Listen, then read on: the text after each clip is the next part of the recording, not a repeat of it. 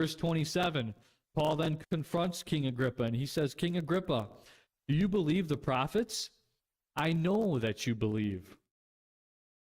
Here Paul's confronting him directly, wondering if he considers the Old Testament prophets to be true, okay? And then it says there, the Greek wording there is literally, I can perceive with my eyes. I know that you believe. So there was something in how King Agrippa presented himself where Paul's like, I know this guy believes the prophets. His reputation, whatever he had.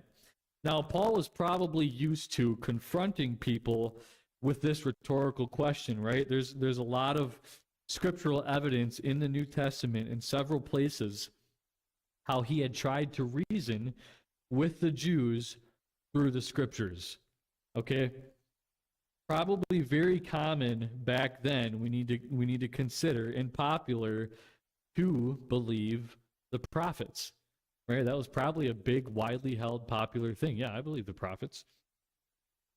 And Paul knew, though, that to really believe the prophets would eventually lead someone to believing in Jesus Christ as a Messiah. Okay? There's actually, if you are in Israel or Jerusalem or trying to minister to Jewish people, they have a chapter in their Old Testament that they call the forbidden chapter. You know what that is? That's Isaiah chapter 53, because it is so in your face.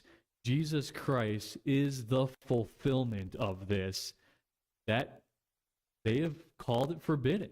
And even that, the word talks about in Romans, how God knew that was coming. He's put a partial blindness over the Jewish people for the time of the Gentiles. But it's amazing how Paul knew the king believed these prophets, and he's going to use that to try to minister to the king now. Oh, you believe the prophets, huh?